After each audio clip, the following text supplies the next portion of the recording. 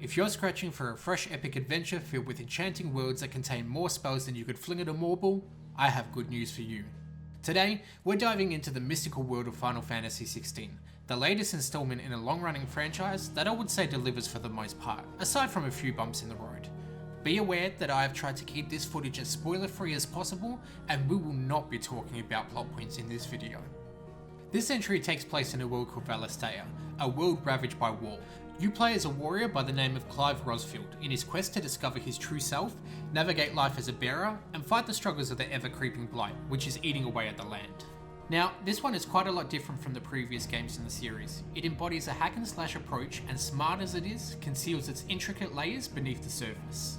At first glance, it's easy to misjudge its focus on action, especially before you really understand the way the combat works. However, underneath that very surface, there is a lot of complexity waiting to be uncovered. And make no mistake, you will still be uncovering that complexity 15 to 20 hours into your adventure.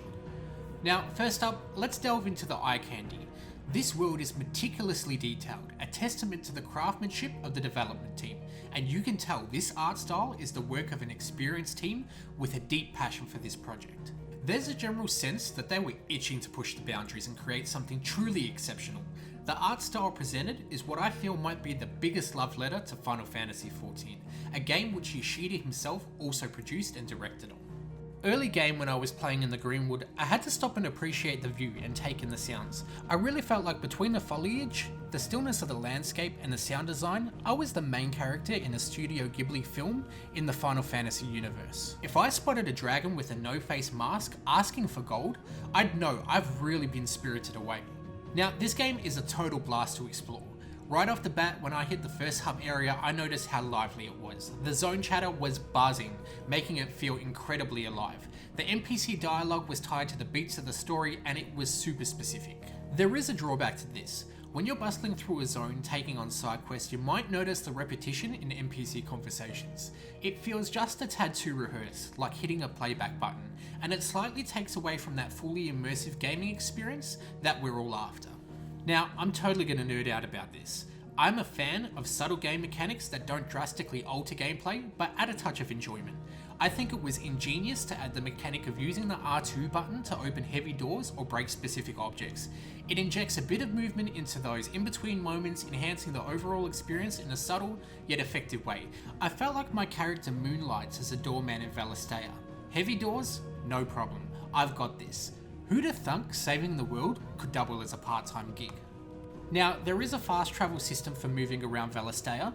I'm happy to report it works pretty well. The stations are placed at fairly respectable distances, encouraging you to embrace both the overland exploration and the convenience of fast travel. After all, this is Final Fantasy, not Final Fast Travel. Now, speaking of fast travel, initially I wasn't entirely sold on the game's world map. However, over time, my opinion changed. In the early stages, the story railroads you through to specific locations. As the story progressed and granted just a bit more freedom, the map design began to click. In the end, I believe they nailed the ideal approach to map exploration, aligning with the style and the scale of the story that they set out to tell, which isn't always easy to do. Now, let's jump into the fray and explore the combat. I just want to point out that the team that designed the combat knew exactly what their selling point was. The mechanics feel smooth and impactful. The combat swings a heavy motion in a way that feels strong and powerful. There are a couple missteps in managing cooldowns, however, with that said, the flow remains natural. Combat abilities are revealed to the player gradually, letting you not only master your skills, but rhythm as well. Right when you've achieved full mastery, that's when they surprise you with a game-changing ability, throwing a curveball into the mix, and this happens more than once. There are even moments where combat will stop for what's called a cinematic strike, cinematic evasion, and cinematic clash, where you will input the button prompt, which will result in a cinematic moment playing out, and these are really fun. It made me feel like a total badass when pulling them off. There are many more smart combat features, such as finisher abilities, a focus lock-on system that actually works, and that's without even discussing the talent tree system. I could talk about these for far too long. Now, when you have a good catchy combat system, you need some enemies to test that out, am I right? Well, this is where I deliver you the good news. There are no shortage of enemies to kill for loot and experience. The enemies in the game are extremely varied. It feels like you can't go 10 minutes in any direction without finding something new and exciting to fight. Spotting the marble in the early game experience triggered flashbacks to Aurum Vale in Final Fantasy XIV. Ah yes, the infamous bad breath trauma. And the game does not pull any punches whatsoever when the boss fights start rolling out. At one point, I thought my console was going to start smoking from all the effects on my screen. It was like my PlayStation needed a phoenix down, but instead hit the summon Ifrit button. Now, I feel like a minor downside to the combat, or overall pacing I should say, is when the game decides to pause the action to highlight which enemy you have defeated. While it works well in the major set pieces, in the quieter in-between moments, I find it to disrupt the flow too much, which can stop you dead in your tracks. I feel like the game excels in sustaining a seamless transition between combat sequences, grand set pieces, and pivotal story junctures. Before the world expands further, these pauses can slightly break the momentum, letting off some of that built-up steam. Now here's the deal. From the get-go, I knew this was the kind of story where resisting attachment to the characters would be futile. Despite my initial intention to keep a safe emotional distance, I got swept up in these characters' compelling journeys.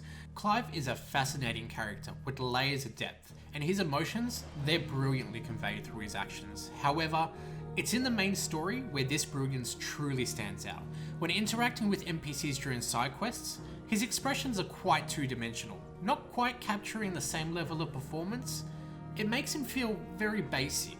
The character writing is solid overall, with several standout characters displaying remarkable depth. There are instances where characters with intriguing potential seem to take a backseat to others, but boy, I will tell you, Benedicta was phenomenal, and I will die on this hill. Her story and motivations amidst all the chaos really captivated me. Side quests on the other hand can be a bit hit or miss. Yes, some of them do offer a compelling narrative or contribute to the world's lore. A considerable portion of the side quests I've completed just didn't do much for me. Some quests felt like they had been created simply to meet a production quota. There are a lot of them scattered in the game, many of them I'm yet to do, but I get the general sense their substance won't change all too much. The game's dialogue and voice work is really good overall, thanks to the stellar performances of the cast. I really feel like they hit their mark.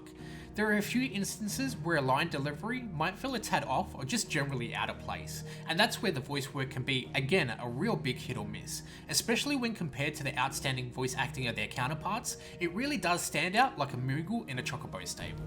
When it comes to the game's audio, it was widely anticipated that Soken would be the one arranging the music, and let me tell you, he delivered an impactful and frankly indispensable performance. Having music that perfectly complements the tone of the game, whether it's the intense battles or even the serene moments, it's pivotal for immersing players into the game world. The sound design hits the mark perfectly, aligning with the heft and force of your actions, especially when using big action abilities. The auditory experience, it mirrors the strength you feel, all the way from your ultimate cooldowns, down to the chirping of the birds, the movement of the leaves. It's all there. Now, in regards to performance, the game does a pretty good job, especially with all the eye candy it throws at you. The flashy visuals are well managed, however, in most epic action scenes, especially when the icons strut their stuff, you might notice a slight dip in the frames. Nothing major though, it doesn't ruin the fun. In terms of bugs, the game has been relatively smooth sailing. There were a few instances where I encountered invisible walls that thwarted my attempts at leaping over them. Come on game, it's not like I was trying to make a quantum leap, just a simple hop would have sufficed.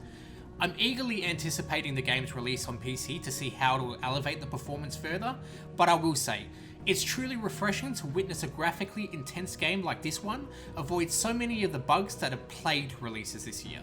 Here's hoping for a polished and breathtaking experience on PC. Well friends, this is what we do. We give you the game experience in a nutshell. Final Fantasy XVI impresses with its compelling narrative, well-crafted characters, and immersive world. The combat combines action and strategy, and it feels fantastic. The visual and sound design transports you to another world, exactly what it's designed to do. While there are some slight downsides like occasional frame rate dips and lackluster side quests, they don't overshadow the game's brilliance. All in all, Final Fantasy XVI is a must-play for RPG enthusiasts, delivering a captivating and rich adventure in the iconic Final Fantasy style. Make sure to hit that like button and subscribe to stay tuned for more exciting content, and remember, life's a game and you've got the high score. Respawn and keep crushing it.